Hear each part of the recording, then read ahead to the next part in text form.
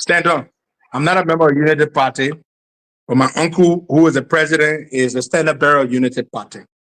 The United Party wants to build their headquarters. I say kudos to them.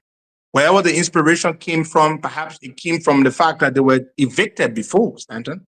And so now they want to build their party headquarters. They're raising money. The other day we saw they suspended some of their executives because they were delinquent in paying the dues. And that's good. They're trying to raise money to do that. I'd rather see a ruling party be raising money to build party headquarters as opposed to taking money from MPA or LPRC to build party headquarters. So I think it's a commendable effort. I'm not going to go there because I'm not a member of Unity Party, but I support and respect their efforts to try to build their party headquarters. I think it's a commendable thing. When you have certain lawmakers, the speaker, the chair, Prince Moi, the speaker, Richard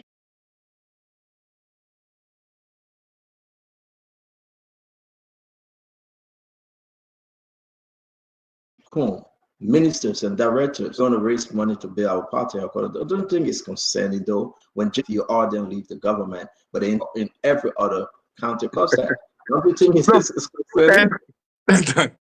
Unity Party, they did not say Unity Church. Unity Party, they are a political organization. They have certain rights, whether they are ruling party or opposition party. If their members are saying that they want to raise money to construct a political party headquarters, look, these people they were evicted, Senator. It was humiliating. We were here. You and I were here, 2021. So now they don't want to repeat. They don't want to have to deal with that in the future. Now their people are in government. They're earning salaries. They can afford to contribute at least $1,000, $2,000. If a minister contributes $1,000, you think he can't afford it? He can afford it because he earns that money. And I think the parties should collect it from them while they're in power now. They should do that. And there's nothing wrong with that. I don't have a problem with what United Party is doing to try to build a political party headquarters. To talk to us about Joe, we are coming back 2029 in CDC. Joe, we has his right to run. I have my right to support him or not to support him. But that political aberration that happened for me to support him, flirted with him for 2 weeks, is never going to happen again. Never. But he has his right to run again if he wishes to do that. But I don't see George Weah becoming president of Liberia again. I don't want us to relive that nightmare. No, it's not what you want. When the people vote for him. But not only that, Senator, I'm Henry Costa. I have a following. I have a voice. I can use that voice against George Weah as I did. Senator, the damage we did to George Weah for 5 years, that's what hurt George Weah in Montserrat County. We made Dara Dillon senator twice, 2019 and 2020. CDC lost Montserrat for the first time because of the work we did. We organized the biggest peaceful protest in the history of this country, brought tens of thousands of people onto the streets, captured global attention. We did that. We brought Weah to his knees. Nobody had ever humiliated him in the way in which we did, in a democratic fashion. So we can stop Weah. We can do that. How? How can you stop Weah? We did it before.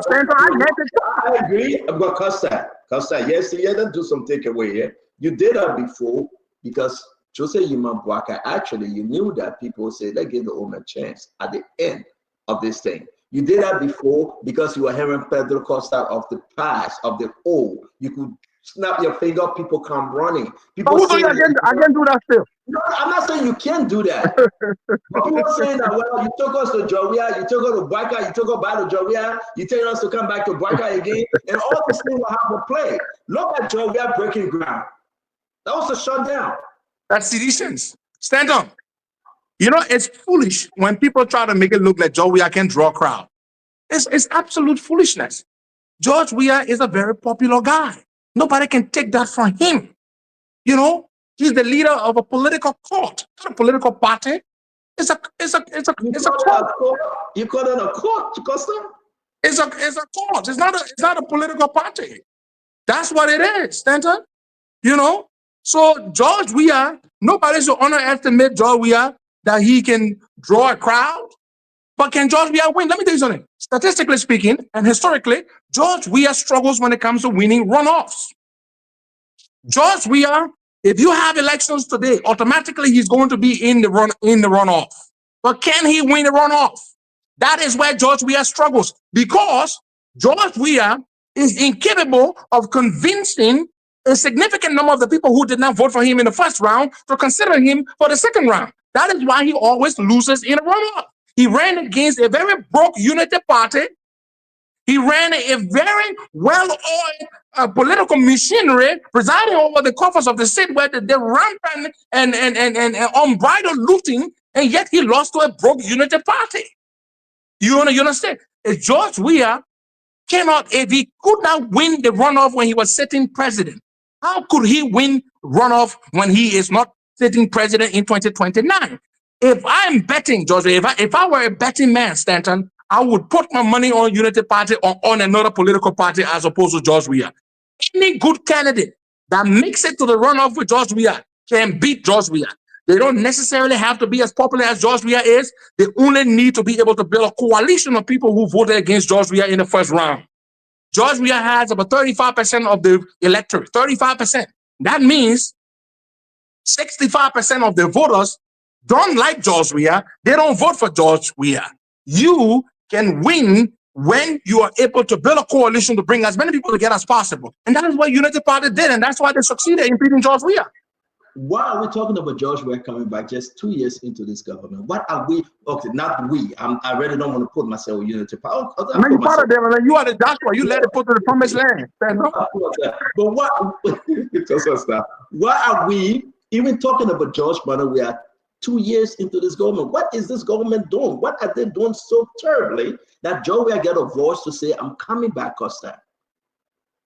If Jesus Christ, my Lord and Savior, your Lord and Savior, as well as mine, came here to become president of Liberia, CDC will still support George Weah.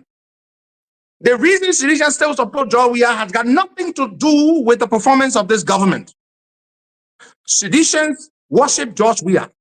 They will support him regardless of how splendidly, fantastically any government performs. So it's got the people who are supporting George Weah are not Unity Party people. They are not the coalition people. They are not the people I brought to look. Unity Party, I like to caution them here. They like to act like, that one of the things they do, I like to caution them. You didn't win anything by yourself. People like us led the charge for 5 years. Stanton Weatherspoon, Henry Costa, people like us who were not members of your party, we led the charge.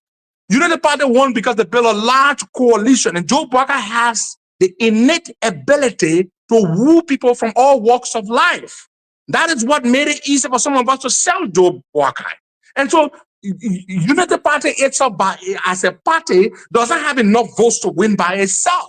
But Unity Party is able to build a coalition that encompasses people from different political persuasions and backgrounds. And so George Weah is unable to do that. He attracts largely one group of people. There's our Easterners, your people, the people from Yuan Panton and Corner West. And those people would take George Weah they were taken to the river bank, but they are not enough to cross George Weah. And so the strategy to win George Weah is just do well by the Liberian people. And George Weah doesn't have the majority of Liberian people. He has only 35% of them. He has the minority. Do well by the Liberian people. Build a coalition of as many political parties as possible. Bring as many powerful voices as possible. Keep the likes of Stanton in your armpit. Don't alienate Stanton. Don't make him your enemy. He may blast you here today, but he means well. He still loves his Uncle Joe.